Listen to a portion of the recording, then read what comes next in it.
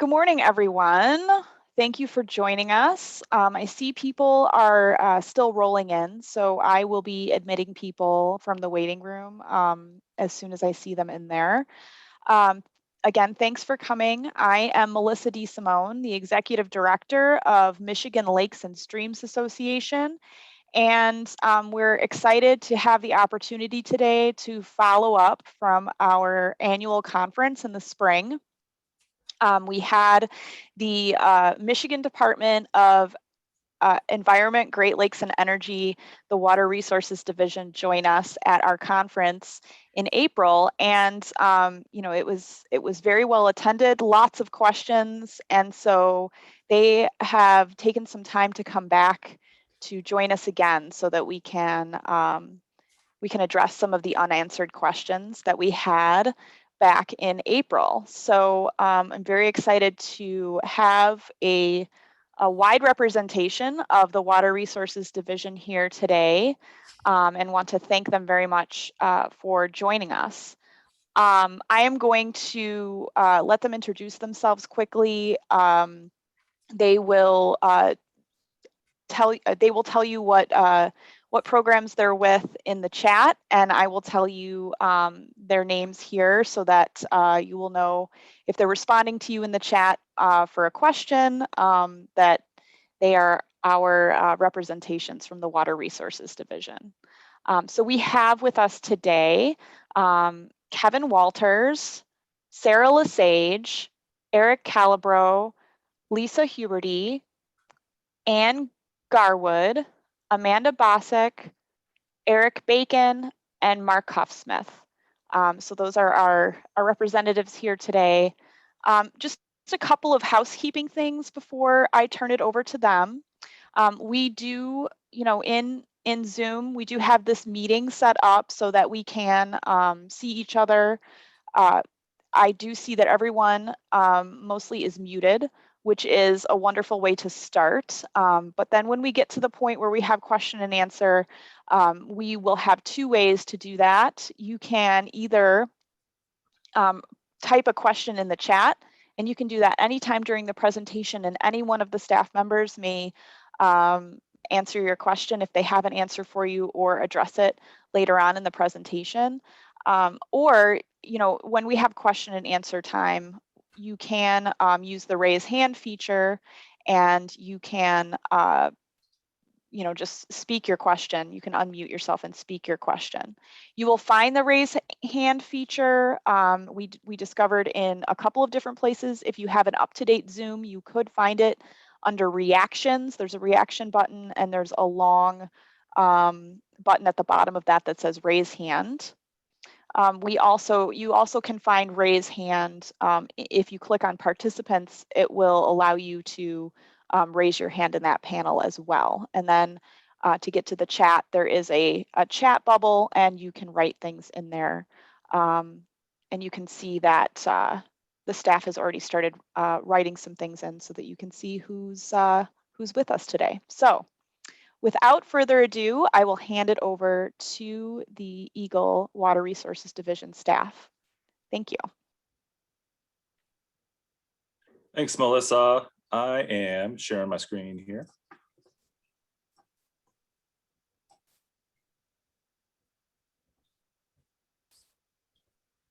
And all right, so you guys can all see my screen and hear me good? Great.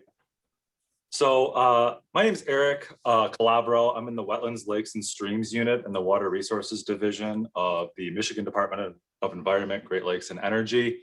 I'm given this program kind of tag team style with Lisa Huberty. She's in the Aquatic Nuisance Control Permitting Unit. So right off the bat, I just wanted to differentiate between our two programs. So this talk is split into two parts covering different statutes and different programs. So my position, I'm the Inland Lakes Analyst for our resources program. And I'll get into the statutes that we cover. We mainly cover inland lakes, streams, and wetlands under our program and those corresponding statutes. And Lisa Huberty is in our Aquatic Nuisance Control Program, and they cover part 33, which is our chemical control regulations and permitting. So my program, like I said, mainly covers dredge, fill, structures on bottom land of inland lakes. I'm kind of our inland lakes analysts, and physical and mechanical plant control methods fall under regulation of our program. So these physical and mechanical methods are regulated under a different set of statutes than what the chemical controls are. And these, I guess, subsequently, these statutes are administered through 2 different programs, which I've stated here. So Lisa Huberty is going to take the second half of this, but I'm going to start diving into what our program and the resources kind of covers. So like I said before, this part 301 regulates inland lakes and streams in Michigan. And it's really just, you can think about it as construction projects. So any kind of dredging, filling on bottom land, if you're doing any kind of construction, expanding a marina, dredge, fill, structures on bottom land is really all what this covers in inland lakes and streams. And then the same thing in wetlands, any kind of dredge or maintained use, construction in wetland, wherever there's a predominance of wetland vegetation, hydrology and soils is going to be regulated under part 303. And a lot of inland lake projects, you know, if you're wanting to build a dock, for example, in an area that looks similar to this is going to fall under regulation of both of those statutes. So really quickly, I'm going to go through our my water stuff, and then I'm going to dive into kind of some more specific aquatic plant projects and questions that have come up. So for those interested, here is the link at the bottom to this page. My Waters is our permitting and compliance database. So here's a list of things you can do here. Apply for permits is the big one. In order to apply for a permit, you need to create an account. And at this page that this link here will take you to, you can also report potential violations or compliance issues. And if you're curious whether your neighbor has a permit to do, you know, a certain activity, this Site Map Explorer is a good tool. It's kind of like a Google map. You can zoom in on a location of interest and see any permitting or compliance activity that has occurred there. And for information on permitting, the joint permit application, our permitting database in general, this is a good website. And again, I'll share this presentation with Melissa and she can distribute it. All the links in here are live and working. So this is a really good website. It has permitting instructions, a video, our minor project and general permit categories, which I'll get into in a minute. These actually were just updated last week for our program. There's just a ton of information on this website. It's a really good one to have handy. So I just thought I'd throw it up in this presentation. One thing I wanted to highlight, if you're curious about permitting under our program, a great tool is a pre-application meeting.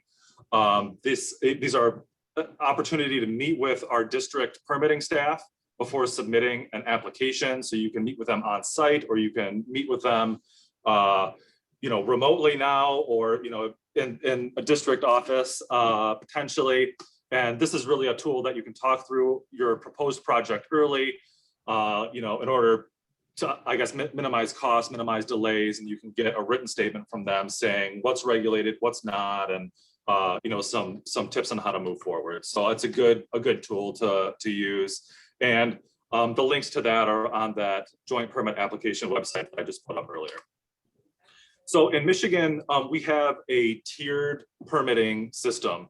So the system is set up so that the level of impact of a particular project reflects you know, the extent of that project and permitting. So we have at the very bottom, we have some exempt activities. So exempt activities under part 301, our inland lakes statute, include seasonal structures for private, non-commercial recreational use, as long as they don't interfere with the use of the water by others or interfere with water flow. So these type of things are like seasonal docks, like swim rafts that are for private use only, and things like that. Our next step up are the minor and general permit categories. So these are groups of activities where if your project meets the criteria set forth in these categories, they can be permitted at a lower cost than what our public notice projects are. And there's also no public notice. So as you can see, these are substantially cheaper, and you save, depending on the project, you save about 20 days or so on a public notice and getting your permit. So, and these are kind of our best management practices. So if you're able to design your project so it meets these categories, it's kind of something that we're trying to promote. So, and everything else will fall under our public notice projects where, they're a little bit higher fee and they'll be public noticed for the surrounding area. So I'm gonna now try and get through some of this more specifics on aquatic vegetation control.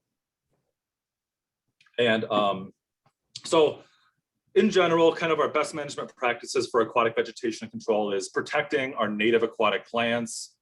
I'm sure all of us on here know the value of our native submerged aquatics that are on this call, so I'm not going to dive into the importance of those already, but we all know that they provide a lot of important functions and values. So I guess the general goals are to minimize impacts, reduce our aquatic invasive species, but not the natives, and do that by employing selective control methods in reduced footprints. So I kind of broke out on this slide where certain physical and mechanical aquatic invasive species removal activities fall within our permitting, kind of tiered permitting approach in Michigan. So we have some exempt activities like cutting and hand pulling. So cutting is exempt as long as the cutting is not disturbing the bottomlands. And hand pulling plants that are considered an aquatic nuisance without the use of a powered or mechanized tool is also exempt as long as all those plant fragments are removed from the water and disposed of properly. So these are kind of the bottom tier. Next up in that stair step is our minor project categories. We have diver assisted suction harvesting in that. I'll get into this in much more detail here in a minute. We did just revise and expand this category. Last week, those minor project categories went out, so we expanded that category up to 10 acres now, so you'll be able to do that. That was going from 2 to 10. And the next step up there is individual permit only. So we have benthic barriers that fall under an individual permit because they're a structure on bottomland, so that's a regulated activity. Weed rollers like this bottom right-hand picture here, I'm sure we're all familiar, but it has that rotating arm that kind of pulls everything up. Aqua blasters, so these are those type of fans that folks can attach to their docks or put up on I've seen them on little tripod type devices before that kind of blow plants and blow muck. So that's all also regulated. And dredging and rotivation, anything that's really disturbing the bottomlands is going to most likely require a permit. And these are just a few of the different devices and stuff out there that we see frequently. So I'm going to get into diver assisted suction harvesting. It seemed like there was a lot of questions centered around that. Very, very briefly, diver assisted suction harvesting in Michigan is mostly used to control Eurasian water milfoil. There's a handful of projects that are also using it for Starry Stonewort. And with this method, scuba divers go down in the water and are pulling the aquatic invasive species out of the substrate with their hand and then feeding them into a suction hose, which the plants are then transported to the surface. So here's the suction hose on the underwater side. And then here's that hose coming out on the top water side. And the plants are fed into this hose and they're dumped into these bags. Usually these onion bags are used. And then these bags are then disposed of in an approved location. I think DASH is appealing to some folks because it gets at a non-chemical selective approach for target species. If certain lakes are wanting to,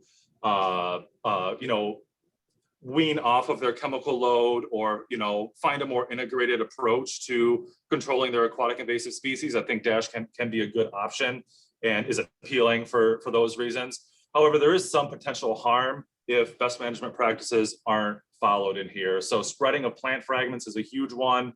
Misidentification of species, especially, I've been down diving with on a variety of these projects around the state, and plant ID is a must, especially in these turbid environments.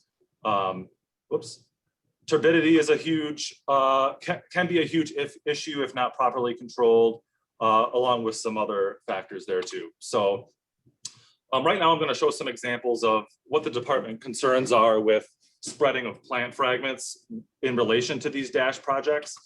So I've spoken with a number of folks across the state about, using plant control methods and using best management practices that are tailored to the individual species that you're trying to control. So plant containment, fragment containment, when you're working with Starry Stonewort here, is going to be different than plant containment when you're working with your Asian water milfoil. It takes a lot longer to work through Starry Stonewort.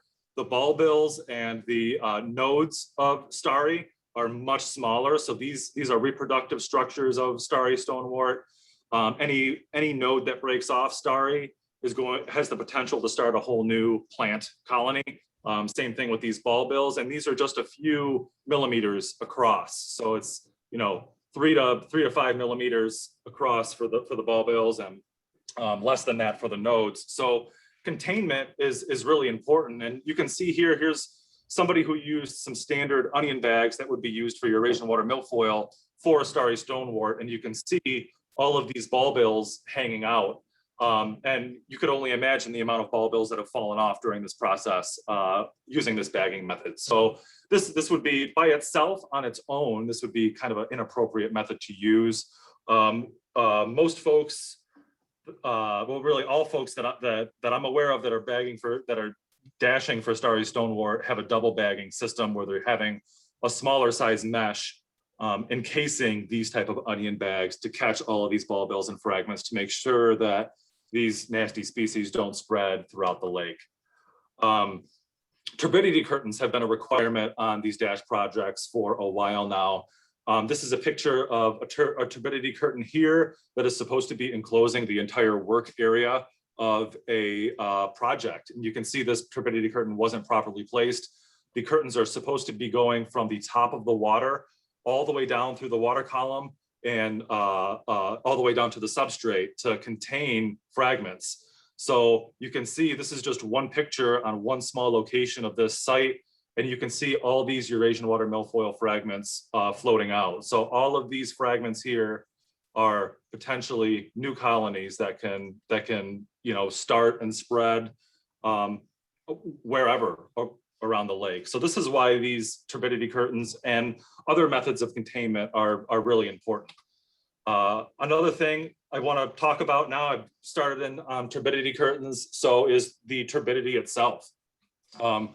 Turbidity can negatively affect a wide variety of organisms, fish, mollusks, mussels, juvenile stages of fish and wildlife, eggs.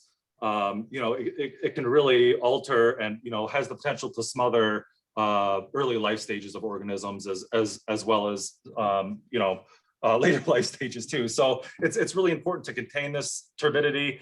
I know I've shown a lot of pictures in this presentation so far of nice clear water and stuff, just because it's easy, but these projects create a lot of turbidity, and I'm hopefully going to be able to show you some videos here and some pictures. And I encourage you to, talk to your DASH divers and see if you can check it out for yourself. So here's a picture. You can see the clear water outside of the curtain, and you can see the turbidity curtain here around the boat. Another turbidity curtain is also required around where the divers are working, but you can see the difference in watercolor here to the difference in watercolor here. This is why the department is requiring turbidity curtains for these projects, because the impacts of turbidity can be substantial with these projects. And I'm going to show you some videos here in a minute. I guess I have some more pictures first. So here is some curtains surrounding a DASH work area. And I know I'm running out of time. Sorry, Melissa, I'm going to try and talk fast here. So So here's turbidity curtains surrounding a work area. These turbidity curtains were improperly set.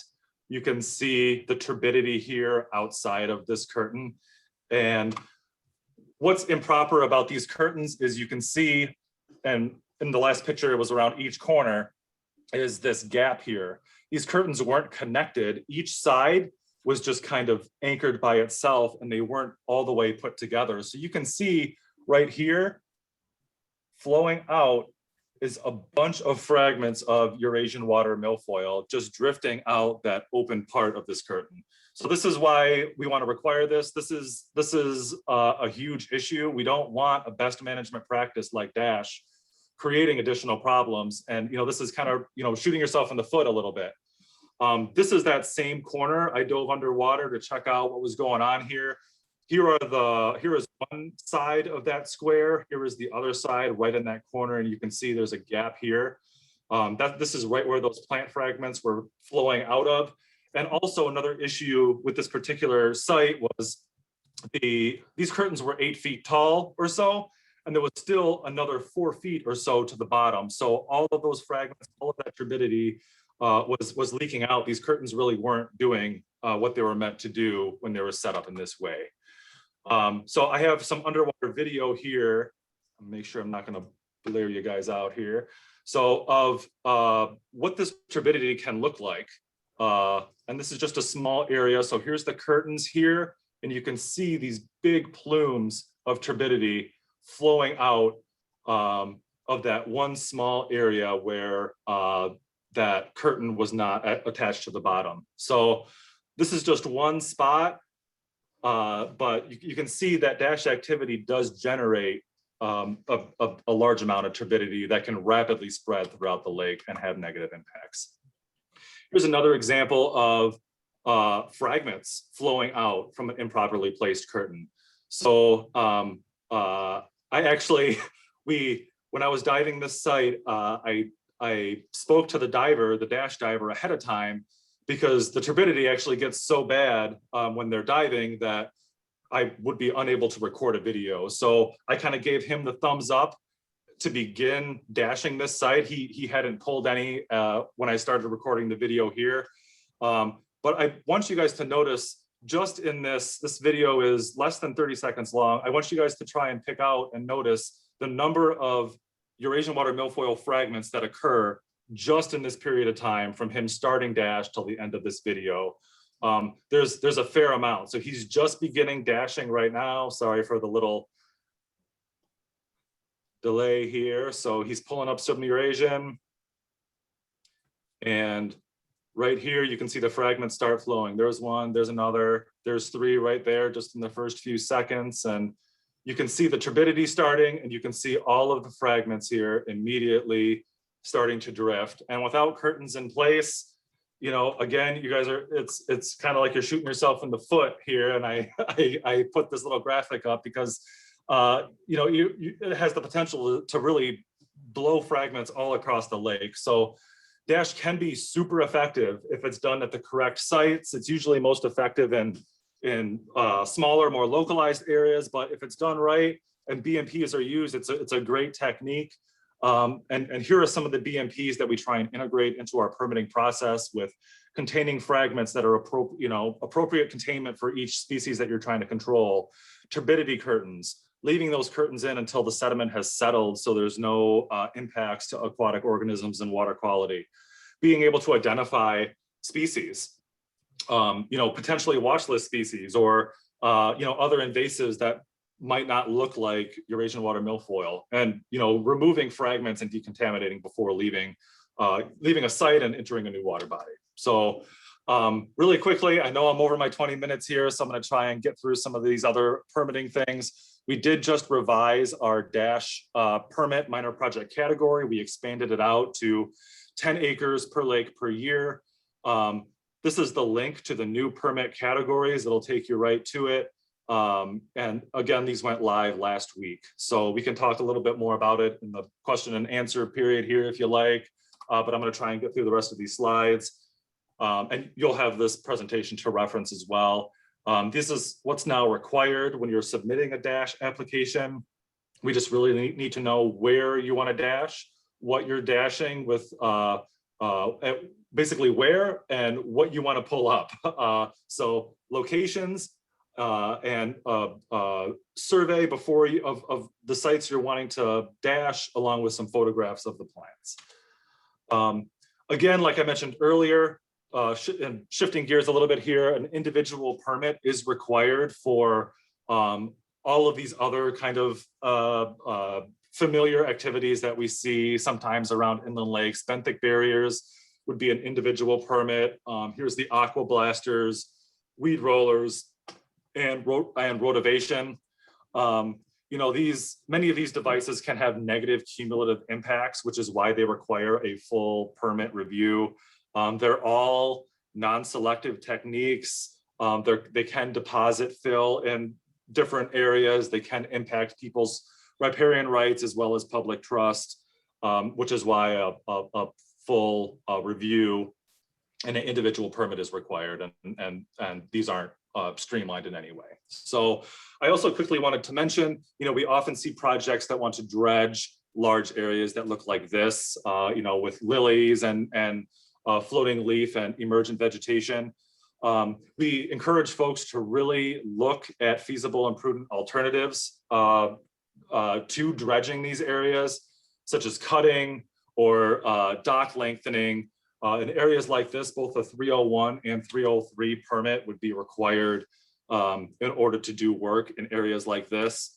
So our permitting process requires looking at feasible and prudent alternatives that can accomplish your project purpose that you know, may be less impactful than what is currently being proposed. So you need to think about your project and heavily document those feasible and prudent alternatives in the application as you're moving through the process. So that's all I have. I threw a few links up on this slide. This is our land water interface permitting staff. So we have a number of districts around the state with at least one district staff person covering each county. So these are going to be the contacts, your point of contact for our 301, 303 staff. The link to this map is right here. This is the updated map with their contact information that can be found at this website. And I also put some links to our Inland Lakes and Streams program, AIS, My Waters, and joint permit application website there. So you can sift through those if you choose. And I urge you guys to exercise your riparian rights responsibly. And if you have any questions, well, I guess, how are we doing our questions? I can take questions now, or we can wait till I can turn it over to Lisa to kind of do the other half of this talk and cover the chemicals, or however we want to do it. So. Well, it looked like the other staff members were taking care of some of the questions in the chat. So why don't we go ahead and turn it over to Lisa, and then that way we can have an open question period when she finishes as well. Does that sound good? Okay. That sounds good.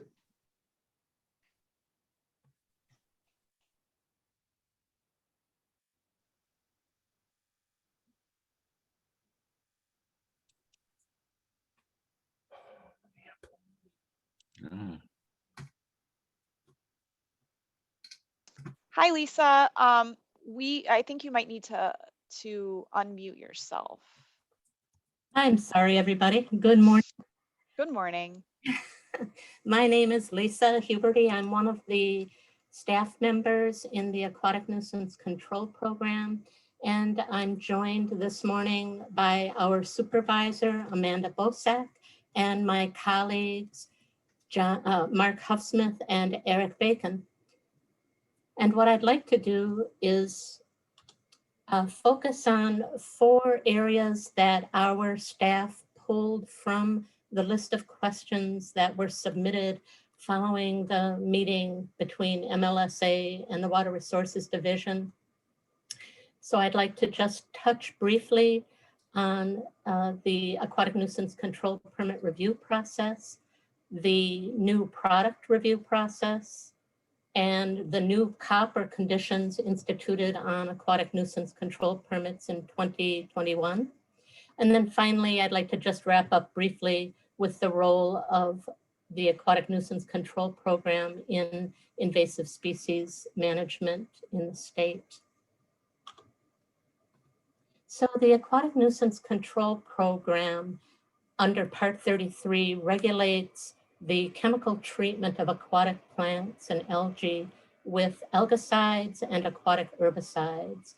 We issue permits to treat both native and non-native species and attempt to issue those permits in order to balance invasive species management and nuisance native management with protecting water quality and aquatic life. The permit application review process has two major parts. All of our permits are issued on a water body by water body basis. So in every case, we are focusing on the individual water body. There are very few exceptions to the water body unit of permit issuance. We conduct an administrative review and an environmental review. The administrative review, among other things, focuses on confirming that the permit application has the authority of bottomland owners to apply for a permit and conduct the treatment. We check that the applicant has approved certifier status in the MyWaters permitting database and check that the permit application fees are paid. And then we can move forward with the environmental review. That environmental review focuses on the individual water bodies. So we are looking at water body characteristics, such as the size of the water body, its surface area, the location and pattern of outlet flow. We look at the delineation of the non-native species and native species treatment areas on the proposed treatment map and address the relative impacts compared to the size of the potential littoral zone, where we estimate that aquatic plants can grow in the water body. We look at the patterns of shoreline development. So where are the areas of residential development? Where are the areas of undeveloped, possibly wetland areas? And we issue permits with conditions and restrictions that are contingent on whether a developed shoreline or an undeveloped shoreline is treated. In that environmental review process, we are looking at a number of issues associated with the water body. And that includes whether there are records of protected species, threatened endangered species for the state of Michigan. We look for the delineation of state conservation easements adjacent to the treatment areas. We check whether there are trout streams downstream of the water body and whether the water body itself is a designated trout lake. We look for the relationship of wetlands to the treatment areas. And then finally, some of our permit applications require outside review. And the most common outside reviews include sending applications to the DNR Fisheries Division and sending applications to tribal representatives if the water body is designated as a tribal interest water body.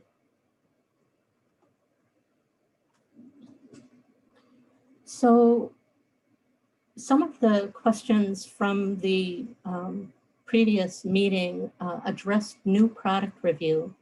And so I just wanted to summarize that in order for a product to be approved on an aquatic nuisance control permit, it must have an EPA product label for aquatic use, and it must be registered with the Michigan Department of Agriculture and Rural Development for sale and distribution in the state of Michigan. In addition to those two statutory requirements, the Part 33 allows the evaluation of products prior to use in waters of the state. And in the case of aquatic nuisance control permit chemicals, we submit each product to the Water Toxics Unit of the Water Resources Division for their review prior to approval on aquatic nuisance control permits. And I just wanted to summarize briefly that new product review process.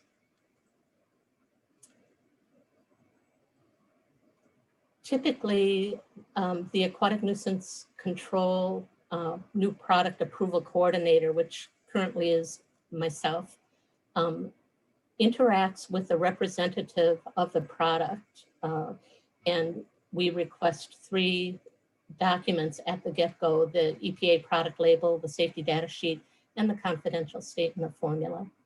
Those documents are reviewed and then assessed for whether a water toxics unit review is required. So then we package up those documents and frame a request to the Water Toxics Unit for their review. The Water Toxics Unit reviews both the active ingredients and the inactive ingredients in the product. And so they do their assessment of the environmental fate and persistence of those constituents of the product. They check mammalian toxicity and aquatic toxicity. And essentially, we are ascertaining whether both the active ingredients and the inert ingredients, as applied to the water body at concentrations recommended by the product label, are consistent with water quality standards in the state of Michigan. Then the Water Toxics Unit produces a memo for the Aquatic Nuisance Control Program. In parallel, aquatic nuisance control staff are reviewing the proposed product use patterns, the target species, the efficacy of the product, and the selectivity of the product. And then we put together that Water Toxics Unit review with the information about use of the product and assess whether the product may be approved on aquatic nuisance control permits and whether any special permit conditions may be needed. One of the most common restrictions that comes up is that occasionally we will permit a product below the maximum application rate on the product label in order to be consistent with state water quality standards. The next topic I wanted to touch on was the new copper condition that was instituted this year, 2021, on aquatic nuisance control permits. The copper condition was developed over several years of consultation between the Aquatic Nuisance Control Program and the DNR Fisheries Division. We have a work group that meets a number of times per year to discuss various issues related to fisheries and aquatic nuisance control permitting. The use of copper to treat algae and macroalgae effectively exceeds water quality standards, and this has been a long-standing challenge. What the new copper condition attempts to do is to reduce the spatial footprint of copper sulfate during the spawning season, May and June. And so I just wanted to summarize 5 parts of that long permit condition, just to summarize how it's instituted. The condition applies to inland lakes of surface area greater than 10 acres. It restricts the use of copper to chelated copper products only during May and June. And it restricts the spatial area of treatment with chelated copper during May and June. So no more than 25% of the potential spawning area, which we define as the area of the water body within the 0 to 10-foot contour, may be treated with chelated copper during May and June. One of the big non-native species challenges in the state of Michigan is the management of Starry Stonewort. And often it's most effective to treat Starry Stonewort early in the season. So the condition allows the treatment of starry stonewort over a greater than 25% area of the potential littoral zone. But if starry stonewort is treated over more than 25% of the potential spawning area, then there are a couple of additional conditions associated with that management practice. So the condition allows one treatment per starry stonewort treatment area during May and June. And if this 25% spatial restriction is exceeded for starry stonewort treatment, then treatment of filamentous algae, planktonic algae, and native macroalgae is not allowed during May and June. So that requires some strategizing on the part of the chemical applicator or permittee. And then additionally, there is the challenge of harmful algae bloom management. And so the permit condition does allow alternative treatment patterns for the management of harmful algae blooms. Some of those treatments can be conducted under the existing permit. Some of them might have to be conducted under a permit amendment. And then just to wrap up, I wanted to touch on the topic of the role of the Aquatic Nuisance Control Program in aquatic invasive species management statewide. The Aquatic Nuisance Control Program coordinates with the Aquatic Invasive Species Program primarily in the permit issuance process. The Aquatic Nuisance Control Program primary authority is to issue permits for the chemical treatment of aquatic plants and algae. And so we keep in communication with the AIS program to conduct those permit application reviews and issue those permits in a timely manner for those management activities. Another role of the Aquatic Nuisance Control Program is that we have maintained representation on the Aquatic Invasive Species Core Team. Eric Bacon has been our representative on that core team and has contributed to the development of the state management plan for aquatic invasive species, has contributed to the development of policies and procedures for responding to aquatic invasive species and managing them, and has provided input to research priorities or project priorities for the Michigan Invasive Species Grant Program. Additionally, Eric has provided review of some of the grant proposals under that program.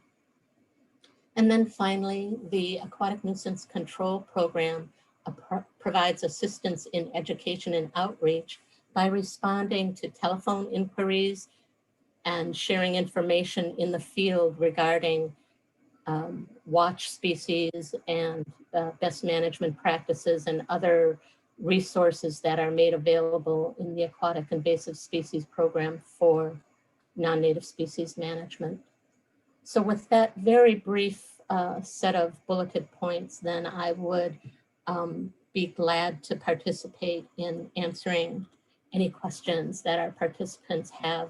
I've left our contact information here. We have a Aquatic Nuisance Control Program email that is monitored every day by one of the Aquatic Nuisance Control staff members, and a general telephone number if you would like to contact the program with any concerns or questions. So thank you very much for this opportunity to interact with you. Melissa? Yes, thank you, Lisa. That was great. And yes, thanks for bringing it back to the screen.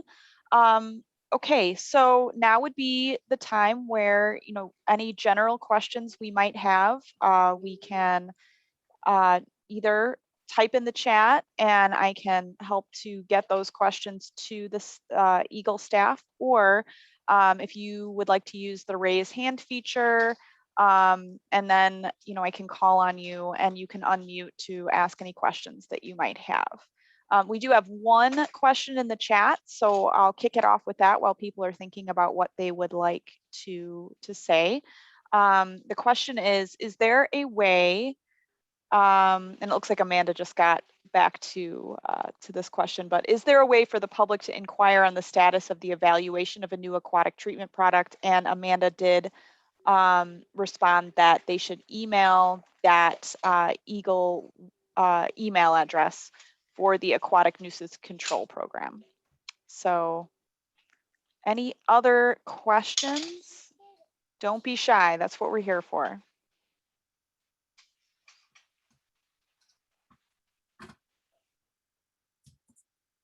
Okay, here's a question. Has bio-augmentation been enough in some lakes to reduce sludge and muck?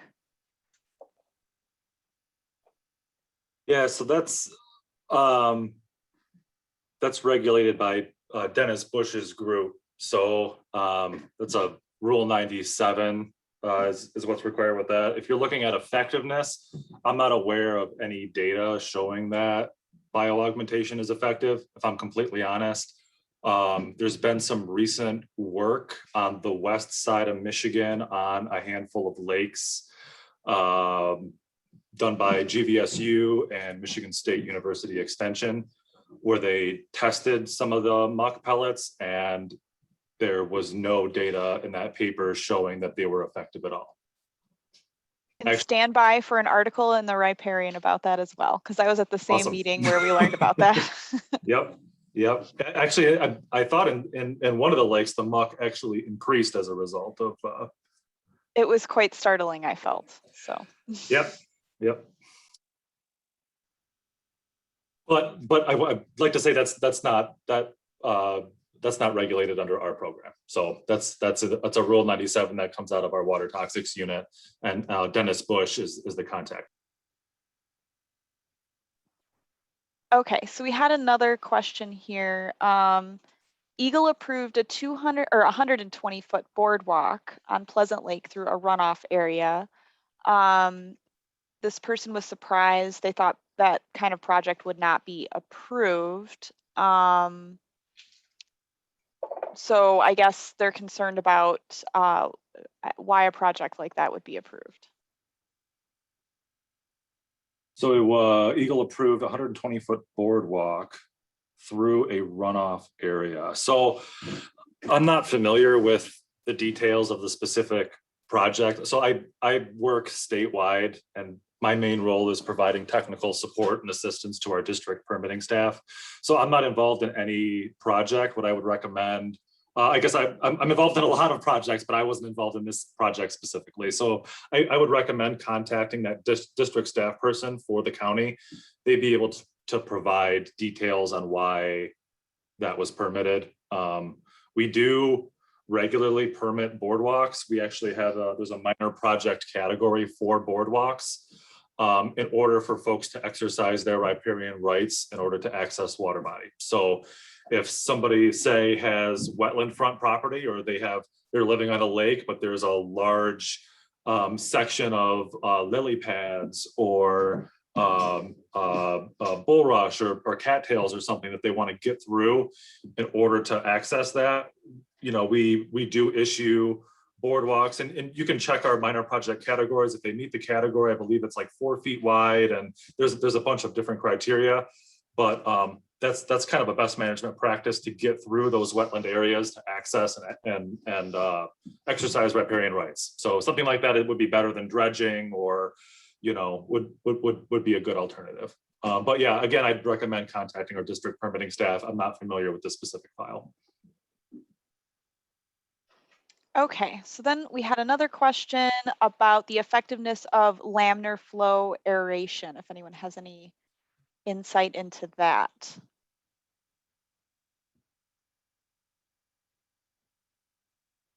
Oh, sorry, I was muted. So I'm trying to search for the question. So have we seen lakes in Michigan where aeration has been effective, or is the question more in general? I mean, again, if people would like to speak up, I'd be happy to, people can unmute themselves and ask questions. It really just says, what is the effectiveness of laminar flow aeration? I don't know if they're. Sure, I can answer it generally. So I guess there's a lot of reasons why people are drawn to lake aeration. I think one of the main reasons is to try and get rid of algae or, you know, cyanobacteria that can be harmful. In the peer-reviewed science, there has been some data showing in some specific water bodies, lake aeration can be effective in doing that. But these water bodies where it's effective are usually very deep, like, I forget the number now, about 70 feet or so, maybe a little bit more than that, because the mechanism of eliminating cyanobacteria with lake aeration is shading it out and allowing green algae and diatoms to outcompete the cyanobacteria. So you have lake aeration that's mixing like this, and it's pushing the cyanobacteria down into the deeper areas of the lake, to where it's getting shaded out and outcompeted. There's you know, some buoyancy things going on where that can work, and it has worked. I have not seen that happen in Michigan. Most of the lakes that I've seen in Michigan that have aerated and are proposing lake aeration are shallow, so that mechanism wouldn't work. Some of our concerns with lake aeration are stirring up sediments, making algae worse, suspending muck, suspending nutrients and things like that, which is why we have an extensive monitoring protocol that's required for proposed lake aeration projects. DNR has a ton of fisheries concerns with temperature and destratification, removing cool water refugia for zooplankton and you know, having negative cascading effects to fish. So it's really risky. It's not necessarily a best management practice, but you know, there's not really a lot of information out there. We're just starting to get some monitoring data back on these lakes that have been aerating for a little while using our, you know, relatively new monitoring guidance. So I think we'll have a lot more complete picture in a couple of years. What I can say is, you know, looking back through all of the permits, there have been a substantial amount of lakes that have aerated that have chosen not to do so anymore because it wasn't accomplishing the goals that they want to accomplish. So I believe we've had, how many? A little over 50 total lakes in Michigan, and at least half of those have stopped, over half. So That's interesting. Okay, and then there's another question about resources that are available to educate on why people shouldn't want their 22-acre, it went away, sorry. Their 22-acre inland lake to be like bathtub water. That's a popular one. to be like bathtub water. Yeah. Like have their Like educational resources for, you know, I guess instead of using some of these, you know, like using more natural, or leaving the lake in a more natural state. That's what sure. I'm gathering from that. Yeah, so at least for our program, I could direct you to, and I'll pull up the link for it here, our resource program, education and outreach series. I think that's a good point for some of our best management practices and learning, you know, about what regulatory concerns we have with certain activities like, you know, seawalls and aquatic vegetation control and docks and things like that. So, or somebody else, could you throw a link to that in the chat while I'm droning on here? And we're also— I just put it in there, Eric. We're in the middle of completing some of our shoreline best management practice fact sheets now. So we'll have a bunch of fresh new resources on our website, which we're also redoing. So there'll be a ton of new stuff coming up if you keep checking in on our Inland Lakes and Streams program website. There's a lot of good stuff on the horizon. So, and there's a lot of good stuff up there as well. So if you're looking for general fact sheets, I'd also point you to the Michigan Natural Shoreline Partnership website. They have a ton of information there with you know, various fact sheets and presentations and things posted. So you can check them out too. And I got, a first glance at those natural shoreline fact sheets. So those are going to be really great one pagers for people when those are ready to go. Okay, and then let's see. Here is a question. When herbicide is used to kill off invasive vegetation, should there be a counteraction to help the natural decaying process the lake can support?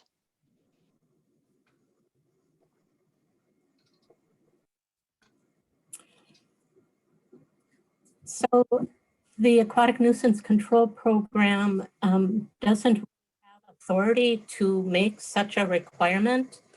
One might expect that that you could actually reduce the organic, dead organic load by treating, for example, early in the season for non-native water milfoil, treating before the accumulation of a lot of biomass and therefore reduce the load for decaying. And a lot of the plant material is going to senesce anyway during the course of any season. And of course, every water body has a balance or imbalance between the death of aquatic plants and their full decomposition.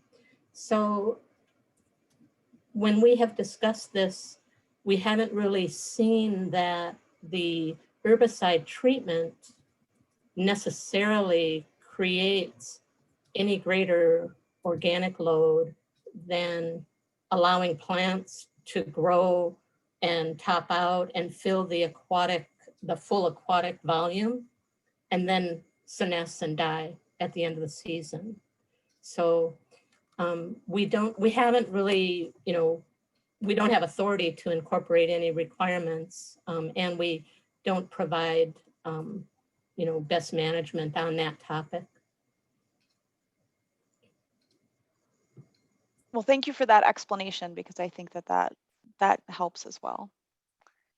All right.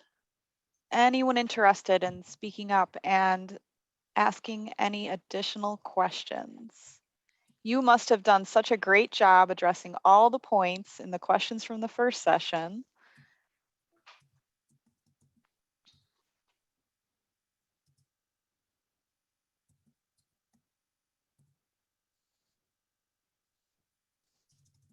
Well, while people are thinking about it, I want to thank you again, the EGLE staff from the Water Resources Division, for joining us today, for responding to the questions that came up from our first session. I think that these conversations are extremely helpful. And I will remind everyone too, Michigan Lakes and Streams Association, we are part of the Michigan Environmental Council, and we do meet with the Water Resources Division on a quarterly basis as well.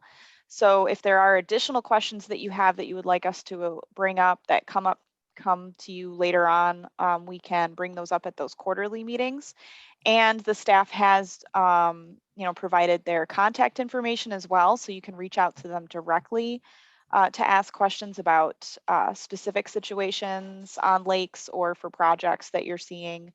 I would like to echo their recommendation to check out My Waters. I know this group, especially some of our board members, have really stressed that as lakefront and waterfront property owners, it's great to see and to check out that My Waters pretty regularly, so you can see the projects that are being done around you, and if there is a comment period, to be able to comment on a project that you're interested in.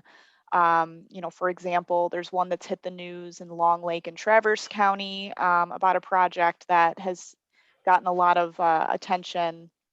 And so, checking My Waters, keeping up with those things, that can definitely, make sure that you are able to let your voice be heard on those projects as well. So it is 11 o'clock. We were willing to go over a little bit, but it seems like the questions have petered out. So I want to thank everyone for coming. I want to thank you for your participation and your questions. This session is being recorded, so it will be available for you to review if you have, if you want to check back on something. Like Eric said, we will have the presentation so that you can look back at some of that information and find contact information and links as well.